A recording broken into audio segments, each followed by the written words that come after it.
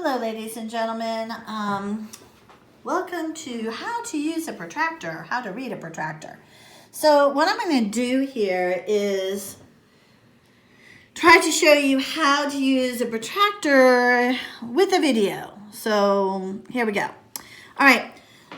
So we have an angle, and the very first thing I want to do when we're going to be measuring an angle is to first determine if this angle is acute or obtuse. And we've already learned what those two words mean. This angle is larger than a square corner. Therefore, we know that this is going to be an obtuse angle.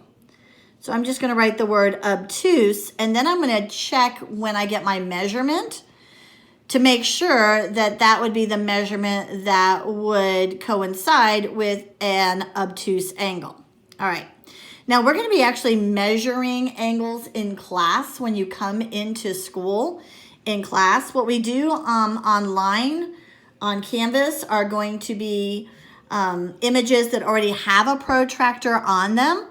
So if you come to school on Monday and Tuesday of this week, we're going to be working with the protractors on Monday and Tuesday. If you don't come till Wednesday or Thursday, we'll be doing it on Wednesday or Thursday. But you'll have to be reading the protractor for Monday and Tuesday's work.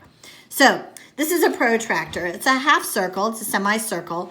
And it has right here in the center a place where these lines intersect, where they're perpendicular.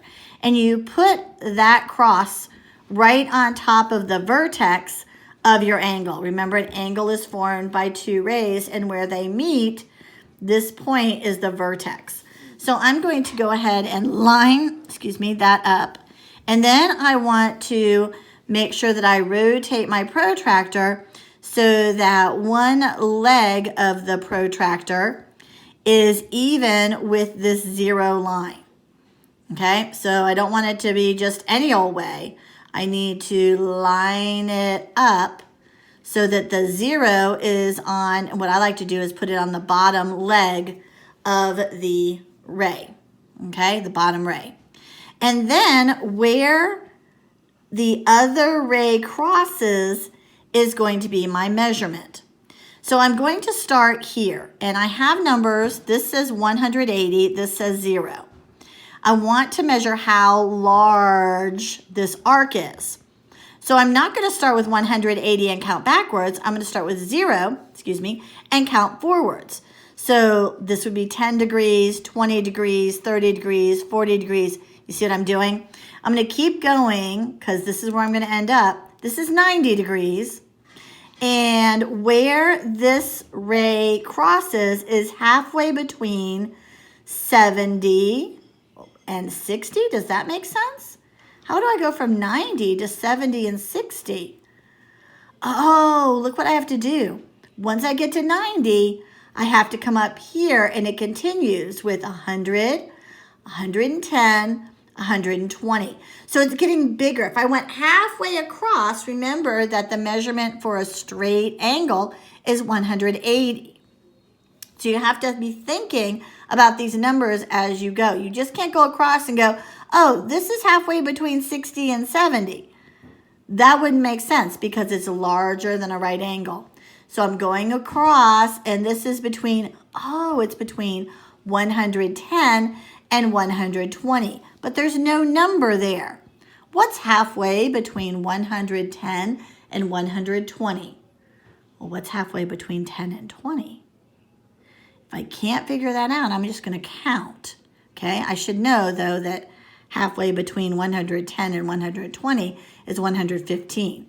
All right, but I could count if I needed to and say 111, 112, 113, 114, 115. The measurement of this angle is 115, and we put a little circle right up here to show degrees, 115 degrees. And if you watched the Math Antics video before this lesson, which you should have, they talked about using the degrees. This is the measurement of this angle is 115 degrees.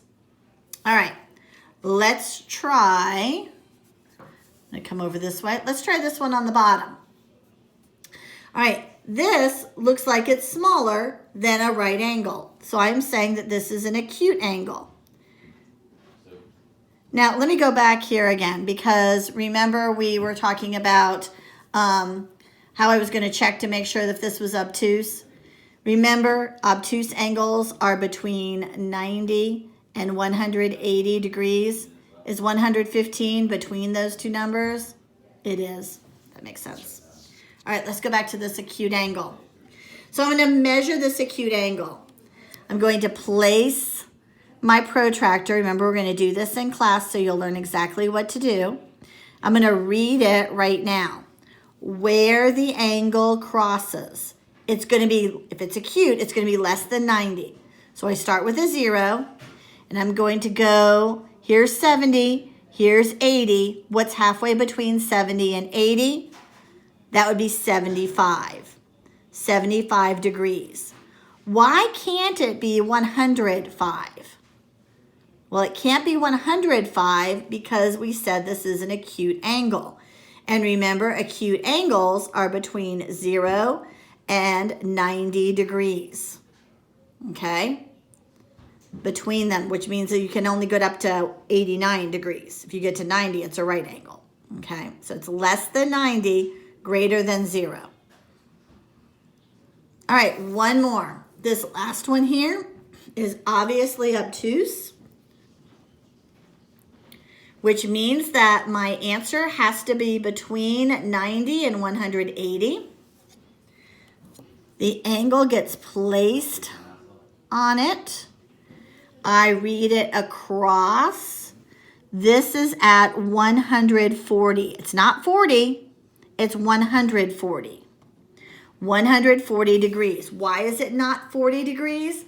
Because it's an obtuse angle. And since it's an obtuse angle, it has to be larger than 90 degrees. All right, so your activities in your Nearpod are going to show pictures of angles with protractors on them, and you will have to read the degrees.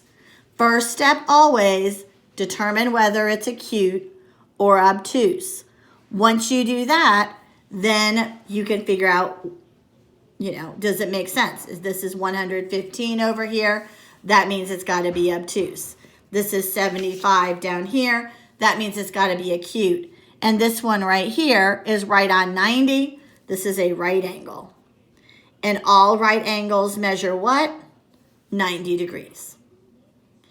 Okay. So if you're in person, we're working on this together on Monday and Tuesday. If you are a B-Day person, then you will be using the protractor on paper on the Nearpod, okay? So you'll just have to read them. And when you come to school on Wednesday, we'll be working with the protractor and making the measurements, all right? It's very important that you're in school so that you can learn how to use this handy dandy, nifty, cool little tool. All right, I will see you in class. Take care. If you have a question, let me know. Bye-bye.